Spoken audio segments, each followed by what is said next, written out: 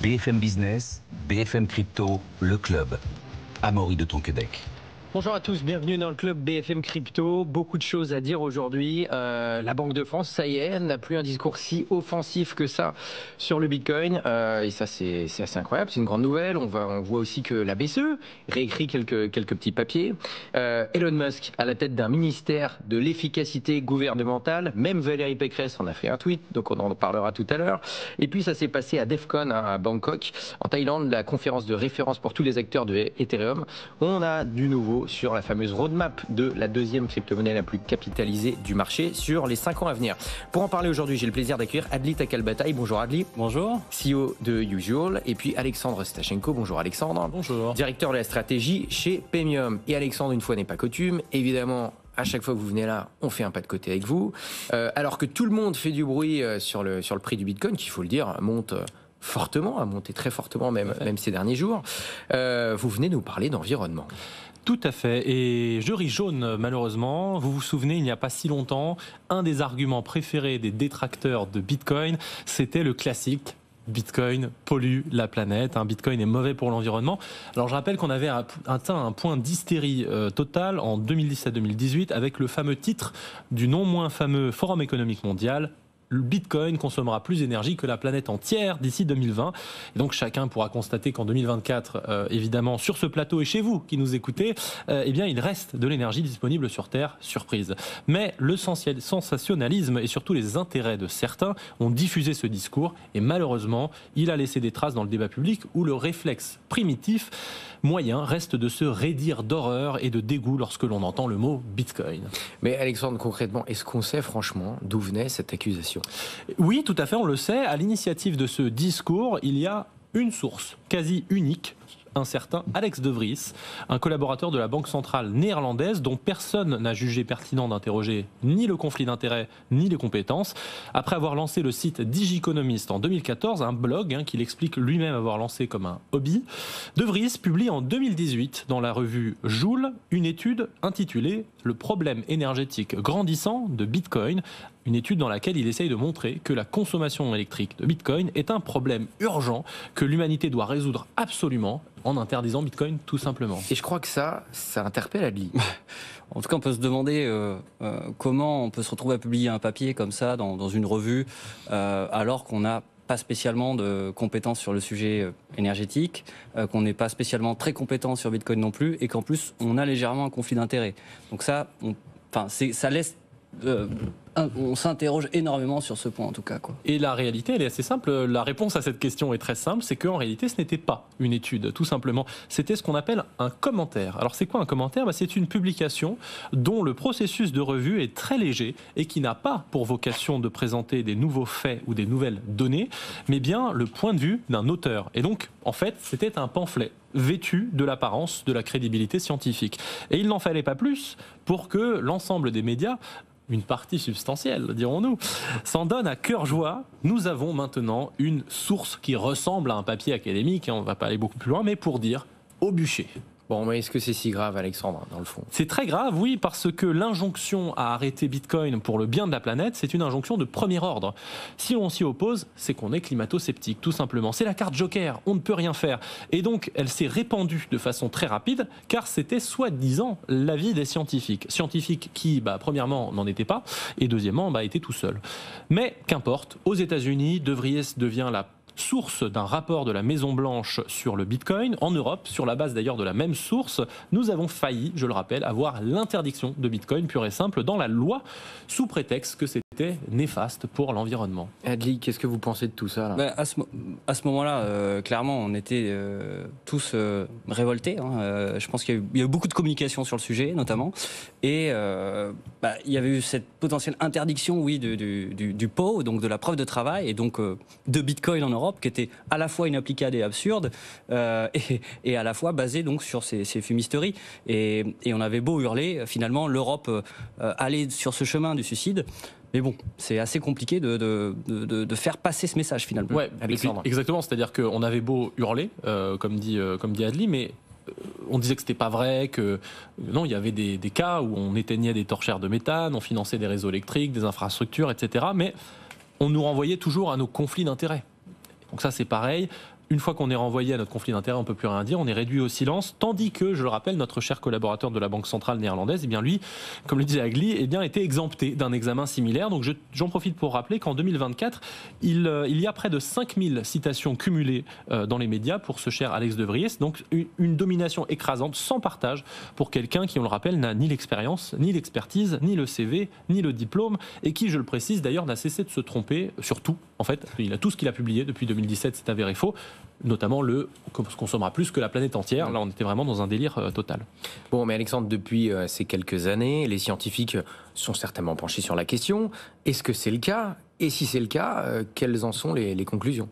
Alors, ils se sont penchés sur la question et le premier réflexe d'un scientifique est évidemment d'aller regarder ce qui se fait déjà. Et donc, le premier réflexe a été de tester les travaux de Vries. Et évidemment, ça n'a pas raté. Donc, Cambridge réfute la méthodologie et les résultats. De même pour Berkeley, pour le prestigieux journal Nature, pour un groupe de chercheurs de l'université d'Augsbourg en Allemagne. Donc, vraiment, tout le monde s'y met. De Vries, vraiment, ne dit plus rien d'intéressant, quoi. Et De Vries s'est réfuté, Adli ?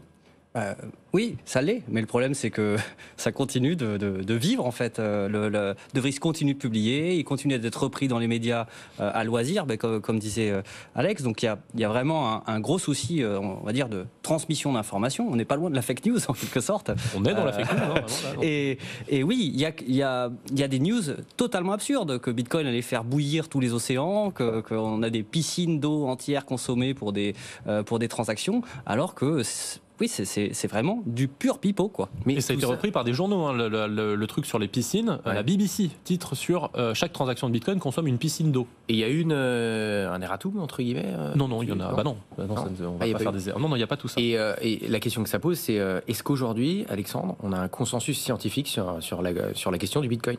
Alors, pour répondre très directement, pour 10 des 11 dernières études académiques sur le sujet, donc revues par les pairs, etc., avec la méthode scientifique, Bitcoin est une aide dans la lutte contre le changement climatique et non un obstacle. On ne parle donc plus d'un article d'opinion isolé, mais bien d'une conclusion répétée une dizaine de fois par des équipes différentes partout dans le monde. Alors, je peux vous en citer quelques-unes de ces études. Par exemple, pour la prestigieuse université Cornell à New York, Bitcoin aide les exploitants d'énergie renouvelable à dégager plus de profits, qui est généralement réinvesti, accélérant la transition énergétique. Pour la réputée UCL, donc à Londres, Bitcoin joue un rôle dans la décarbonation du mix électrique à travers les programmes d'effacement. Pour l'université de Caroline du Nord, le minage de Bitcoin peut augmenter la pénétration des renouvelables dans le mix et n'ajoute pas d'émissions lorsque couplé à un programme d'effacement. Elle ajoute, cette université, qu'il permet d'éviter de recourir à des centrales de gaz de pointe, donc qui sont des centrales qu'en gros on ne garde sur le réseau en permanence, mais uniquement pour encaisser des pics de demande qui arrivent en gros quelques heures par an. Donc il y a des dizaines de citations de cet acabit dans des papiers académiques. Bon, et on voit qu'aujourd'hui, il y a un consensus scientifique, Alexandre, qui nous dit que c'est plutôt bénéfique pour l'environnement. Mais est-ce que c'est simplement des conclusions un petit peu de bibliothèque, tout simplement, ou est-ce qu'il y a des exemples concrets, factuels ? Ah, il y en a plein. Déjà, le Texas se porte extrêmement bien, merci pour lui. Après les blizzards meurtriers qu'il y a eu il y a un certain temps, les épisodes de chaleur extrême, qui ont mis à mal le réseau texan en 2021-2022 notamment, le patron d'ERCOT, donc qui est l'équivalent d'Enedis au Texas, il s'était mis en tête de chercher une solution à son problème pour équilibrer un réseau sous haute tension. Un réseau, il faut savoir qu'au Texas, on est déjà à plus de 30% d'ENR sur le réseau, des ENR qui sont donc intermittentes et qui génèrent des problèmes d'équilibrage sur le réseau. Et c'est comme ça qu'il en est venu à Bitcoin et qu'il a lancé une démarche très volontariste d'accueil des mineurs de Bitcoin au Texas. Il y a maintenant plusieurs gigawatts de puissance de minage installés au Texas et le réseau, tout simplement, n'a pas eu de problème depuis, car en partie, ces mineurs, ils offrent une flexibilité inégalée. Résultat, le plafond de déploiement des ENR qui était autour de 30-35%, eh bien, il a été tout simplement cassé, il peut reprendre. Bon, et est-ce que, Alexandre, cette expérience texane a été reproduite depuis ? Elle a été tout à fait reproduite puisque les personnes qui suivent ces développements, ils ne peuvent qu'admirer ce qui se passe et vouloir s'en inspirer pour résoudre les mêmes problèmes qui, je le rappelle, se passent partout sur la planète. Donc on a par exemple TEPCO, donc l'EDF japonais, qui a annoncé en septembre 2024 développer ses capacités de minage de Bitcoin dans l'objectif, je cite, de favoriser l'introduction de davantage d'énergie verte. En Allemagne, on a Deutsche Telekom qui a annoncé très récemment, il y a quelques jours, lancer un pilote car, je cite, cette puissance de régulation par le minage de Bitcoin est déjà pratiquée avec succès dans d'autres pays comme les États-Unis ou la Finlande. Le projet pilote vise à valider le processus pour l'Allemagne. Et la société d'ailleurs, Deutsche Telekom, ajoute qualifier le Bitcoin de photosynthèse monétaire numérique. Adli, est-ce que vous avez D'autres exemples en la matière à ajouter? Il y a d'autres exemples, hein. Il y a les torchères notamment, donc essayer de récupérer les petites flammes qui en haut des Oui, expliquez ce que c'est pétrolières. C'est-à-dire que quand moi, je suis pas un spécialiste non plus, hein, mais quand le pétrole ou le gaz est exploité, il y a un moment où on le brûle. Bon, ça je crois brûle, que c'est 15 ou 20%, enfin c'est un gros pourcentage d'énergie totalement gaspillée là-dedans. Et en fait, Bitcoin pourrait permettre de la conserver. Mais je pense que ce qui est très important de saisir ici, c'est que ça réfute totalement De Vries sur le fait que lui, son hypothèse de départ, c'est que plus le prix du Bitcoin va monter, plus il va y avoir de dépenses énergétiques négatives pour l'empreinte environnementale et pour, j'ai envie de dire, des effets sociaux de manière générale, alors qu'on voit bien que finalement, il peut y avoir un rôle pour Bitcoin et qu'en plus, il va très probablement avoir des caps, parce que comme on le voit, c'est dans des projets énergétiques très contrôlés, qui sont proches de sociétés étatiques, ou en tout cas dans ce genre de société. Donc on peut très bien penser qu'il va y avoir de la dépense allouée à Bitcoin dans le futur, en quelque sorte, et qu'elle ne va pas croître exponentiellement, parce qu'elle va se glisser là où c'est pertinent. Et d'ailleurs, là, ce que dit Adli est déjà validé. Alors, je ne l'ai pas cité dans le tas, mais il y a Oxford qui a aussi fait une étude, qui est parmi les 10, dans lequel il dit les émissions de Bitcoin ont déjà piqué.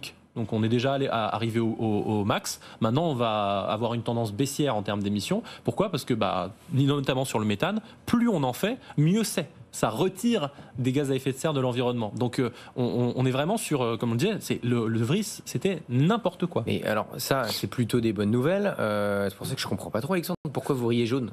Pourquoi je ris jaune ? Parce que je m'interroge, tout simplement. Où sont passés les chantres de l'environnement ? Vous savez, celles et ceux qui prétendent comprendre l'urgence climatique et qui se targuent de mettre la lutte contre le changement climatique au-dessus de toutes les priorités. Ceux-là même qui usaient de l'anathème de pollueurs pour acculer Bitcoin, accentuer la pression sur les entrepreneurs, sur les détenteurs et sur les décideurs politiques. Où sont-ils, les défenseurs du climat, lorsque le consensus scientifique qu'ils affectionnent d'ordinaire s'oriente vers la mise en avant de Bitcoin comme une solution qu'il faut mettre en place rapidement? Eh bien, silence radio, mais un silence très instructif. Mais alors, Alexandre, c'est peut-être parce qu'ils n'ont plus suivi ces thématiques, ou alors qu'ils se sont aperçus peut-être qu'ils avaient tort et qu'ils ne veulent plus forcément revenir sur le sujet? Très exactement, et c'est ça le problème. Parce qu'en s'abstenant de faire amende honorable, ils confirment que leur préoccupation n'a jamais été le climat, mais celle de nuire à Bitcoin, ce qui est complètement autre chose. Car si c'était vraiment le climat, ils seraient toujours aussi vocaux. Ils profiteraient même de la lumière apportée sur Bitcoin par la hausse de son cours pour vanter ses mérites, pour mettre en avant son rôle dans la transition énergétique, parce que toute solution est bonne à prendre pour le climat à partir du moment où on dit que c'est une urgence et qu'il faut le mettre au-dessus de tout le reste. Donc ce ne sont peut-être pas des climato-sceptiques, mais peut-être pire, ce sont ce que j'appelle des climat-hypocrites. Ce sont des hypocrites du climat, ils se cachent derrière le climat pour avancer un agenda politique à l'abri de la critique, et lorsque manifestement ils ont tort contre la science, plutôt que de ravaler leur ego et de défendre une solution contre le changement climatique, ils disparaissent ou ils continuent de propager des mensonges révélant leur duplicité sur la cause climatique. Et donc à ces climat-hypocrites, dont certains se reconnaîtront, je le pense, je veux dire que vous décrédibilisez la lutte contre le changement climatique, vous créez vous-même des climato-sceptiques que vous dénoncez en leur offrant sur un plateau d'argent une hypocrisie crasse qui génère une frustration contre l'écologie, et pire encore, vous freinez notre lutte contre le changement climatique en créant une ambiance délétère dans le débat public qui ralentit l'adoption et le déploiement d'une solution pourtant validée aujourd'hui par l'expérience, par l'industrie, par des sociétés étatiques et surtout par la science. Alexandre Stachenko, avec évidemment la participation d'Adli Takalbataï. Alors c'est assez intéressant tout ce qui vient d'être dit, d'autant plus qu'en France, chez nous ce matin, sur France Inter, on a quand même le gouverneur de la Banque de France, François Villeroy de Galhau, qui lui semble changer légèrement de discours. Alors là, on ne parle pas d'environnement, on parle sur l'aspect réserve de valeur du Bitcoin, parce que il classe le Bitcoin dans les actifs à risque, mais ça, factuellement, c'est le cas, mais il ne le dénigre plus. Je le cite, c'est un actif risqué, ça ne veut pas dire qu'on ne peut pas investir en Bitcoin, ça fait partie de la liberté, mais le conseil, c'est de le réserver à des investisseurs avisés. Donc il dit plus que c'est interdit, il dit plus que c'est une mauvaise chose, il dit attention, comprenez avant d'investir, ce qui finalement est logique et une très bonne chose. J'aimerais avoir un petit peu votre avis à tous les deux. Tiens, Adli, par exemple, pour commencer sur ce rétropédalage entre guillemets, c'est-à-dire qu'on voit quand même que petit à petit les mentalités changent, les mentalités évoluent. Ça bouge comme des éléphants, quoi. C'est mais là, ça bouge quand même. Ça bouge quand même. Mais ce que je veux dire, c'est que pour reprendre le thème d'Alex, qui était peut-être l'hypocrisie, moi, ce qui me fait le plus mal quand je vois tous ces acteurs étatiques dire que Bitcoin c'est risqué, il faut vraiment avoir confiance du risque, etc. C'est que l'endroit où je peux facilement dépenser tout mon argent si j'ai envie, c'est le PMU. Et moi, des spécialistes des chevaux, j'en connais très peu, par exemple. Et ça, c'est quand même toujours le problème. C'est-à-dire que ça a répété à loisir que c'est un investissement risqué, qu'il faut être spécialiste, etc. Ok, mais pourquoi ce n'est pas le cas pour le monde du jeu qui est totalement accessible à n'importe qui? Pourquoi ce n'est pas le cas pour d'autres? Oui, mais on nous le dit pas. On nous dit juste, ça peut comporter des risques et on peut devenir accro. Mais a priori, on ne nous dit pas allez étudier la cadence du cheval les 10 dernières courses. Et c'est ça qui est tout de même assez délicat, c'est que finalement, aucun acteur, pour l'instant, j'ai l'impression, en France, n'arrive à se soustraire de son idéologie sur le sujet de Bitcoin. Et c'est un peu le même problème qu'avec le problème écologique, c'est que ce sont des positions purement idéologiques qui, en plus, n'ont même pas eu la décence de creuser le sujet. Et finalement, à quoi ça a amené? À un dépassement. C'est-à-dire que le Salvador est déjà en train de s'enrichir avec Bitcoin. Imaginez quelques secondes ce que la France aurait pu gagner à constituer des réserves quand déjà en 2013, ils avaient Gonzague Grandval ou Pierre Noisa qui étaient en train de dire que c'était quelque chose d'intéressant, qu'ils avaient un acteur dominant en Europe qui était Bitcoin Central à l'époque, qui avait des cerveaux qui sont partis, qui ont des traders qui sont partis. En fait, toute cette valeur, elle est partie par idéologie, par peur de l'innovation. C'est quand même dingue. Alexandre, là, au-delà de l'échelle de la France, même à l'échelle européenne, on a même la Banque Centrale Européenne qui fait régulièrement des papiers pour parler du Bitcoin. Là, ils ont corrigé quelque chose récemment? Oui, alors, elle a un historique, la Banque Centrale Européenne. Pendant un temps, en fait, elle refusait tout simplement de parler de Bitcoin parce que pour elle, c'était ridicule, il n'y avait pas de temps à perdre avec un sujet comme ça. Ensuite, elle est passée dans une phase un peu plus offensive, où il y a eu plusieurs papiers, notamment 2 qui ont été publiés ces dernières années, qui en gros annonçaient la fin de Bitcoin. Voilà, c'est mort, on a bien vu avec FTX, ce truc-là va mourir, on va se demander comment on a fait pour tous succomber à ce truc-là. Ensuite, il y a eu les ETF qui sont passés aux États-Unis. Elle a quand même continué d'écrire un article pour dire ouais, c'est les ETF, mais ça veut rien dire du tout. En fait, c'est toujours nul et puis ça va mourir. Et là, changement de stratégie, donc les 2 mêmes auteurs, qui sont donc le directeur des systèmes de paiement à la BCE et la personne qui est spécialisée sur l'euro numérique, publient un nouvel article, mais pas sur le blog de la BCE, qui semble avoir plus de mal à assumer les propos qu'elle tient et qui, honnêtement, ont très mal vieilli, puisque à chaque fois qu'elle publie un papier, en fait, on était au bottom du marché, et 6 mois après, on était en nouvelle euphorie. Donc là, maintenant, c'était publié sur un article différent, hors de la BCE, avec les 2 mêmes auteurs. Et dans ce papier-là, il y avait eu quelques saillies, toujours, quand même, qui étaient typiquement, il y avait une saillie sur... si vous êtes un petit peu intéressé par la justice ou je ne sais quoi, eh bien, il faut aller alerter tous les décideurs publics pour vraiment inciter à l'interdiction de Bitcoin, ce serait bien. Puis là, ils reviennent dessus, ils font une petite correction qui est passée dans la nuit de l'élection américaine, accessoirement. Et dans cette correction, c'est un peu plus édulcoré. C'est bon, il faut en discuter, c'est vrai que ce serait un sujet intéressant. Mais ce qui était déjà intéressant, c'était un papier sur lequel j'avais déjà écrit, mais qui pour moi était déjà en soi une capitulation. Parce que c'est le premier papier dans lequel la BCE ne disait pas ça sert à rien, ça va mourir. Mais à l'inverse, prenez un scénario dans lequel elle disait bon, supposons que ça ne meurt pas. C'est improbable, mais supposons. Et en fait, elle a déjà perdu en disant ça. Parce qu'évidemment, l'effet généré, c'est qu'il y a plein de gens qui disent ah, mais donc même la BCE nous dit que peut-être ça va pas mourir. Mais c'est une capitulation, ce truc-là. Et là, cette fois-ci, si on repart aux États-Unis avec effectivement cette élection américaine, il y a quand même une nouvelle qu'on a eue ce matin, Elon Musk, qui nommé à la tête d'un ministère du Doge de l'efficacité gouvernementale. Je le disais en introduction, même Valérie Pécresse on a fait un tweet. Visiblement, ça lui a plu. Voilà, Elon Musk qui, après avoir investi plus de 100 millions de dollars dans la campagne américaine pour soutenir Donald Trump et a utilisé X aussi, son réseau, comme caisse de résonance, ça y est, ça a l'air de payer. Et effectivement, ça a fait aussi Adli monter le fameux Dogecoin, ce même coin à la tête de chien affilié à Elon Musk, parce que les initiales de pour si vous me suivez à la télévision, derrière moi, vous voyez qu'effectivement l'image qu'a tweeté Elon Musk, et donc là on a les initiales DOG du département en question. C'est lunaire. C'est quand même lunaire. On verra ce que ça donne. Après, moi personnellement, je vais peut-être un peu rabat-joie sur ce coup-là, mais l'initiative d'essayer de rendre plus efficient la dépense publique, le gouvernement, les services publics, pourquoi pas.